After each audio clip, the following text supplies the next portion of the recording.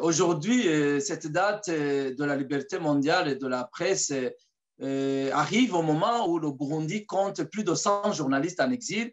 Et il y a 7 ans, le régime en place, le CNDD-FDD, a mis fin à la liberté de la presse au Burundi, non seulement en exilant plus de 100 journalistes, mais aussi en détruisant les principaux médias indépendants et en procédant à leur fermeture totale. Donc, dans un pays aujourd'hui, les journalistes à l'intérieur du Burundi se voient interdits de traiter tel ou tel sujet, jugés de sensibles, parce que c'est des violations qui sont commises par des personnalités intouchables. Vous comprenez qu'il n'y a pas lieu de parler de liberté de la presse au Burundi. Aujourd'hui, nous apprenons par exemple que les sujets en rapport avec les assassinats politiques, les sujets en rapport avec les disparitions forcées, les sujets en rapport avec le pillage systématique de la richesse nationale, des deniers publics, vous le savez, dont se rendent coupables les autorités burundaises. On apprend que ces journalistes à l'intérieur du Burundi n'ont pas droit de traiter ce genre de sujet. Non seulement n'ont pas droit de les traiter, mais il semble que ça ne se discute même pas au cours des réunions de rédaction. Et ça, on le comprend compte tenu, considérant quand même le contexte burundais où c'est l'État qui tue, où c'est la police qui enlève les gens, où c'est des miliciens du parti au pouvoir qui font la loi.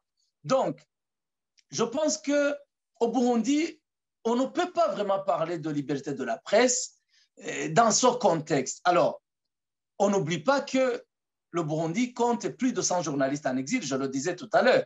C'est vrai que ces journalistes, une fois en exil, se sont réorganisés pour mettre en place des nouvelles plateformes d'information. Ils ont créé des journaux en ligne, ils ont créé des médias en ligne, ils ont créé des médias à partir de l'étranger, via lesquels ces journalistes continuent d'informer non seulement les Burundais, mais aussi tous les acteurs étrangers qui travaillent sur le Burundi ou qui suivent l'actualité. Donc, c'est vrai, c'est courageux de la part de ces journalistes en exil, mais il faut aussi quand même noter que ces gens travaillent dans des conditions précaires.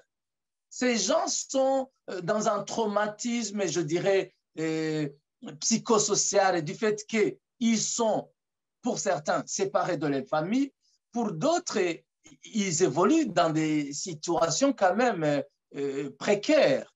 Donc, je me dis que le métier de journaliste a été fortement impacté depuis l'année 2015, quand le parti au pouvoir a décidé d'attribuer un 3e mandat illégal, anticonstitutionnel au président Nkurunziza, et que les forces de l'État, les forces étatiques ont procédé à la destruction, à l'incendie et à la fermeture totale de certains médias indépendants, notamment 3 principaux médias indépendants.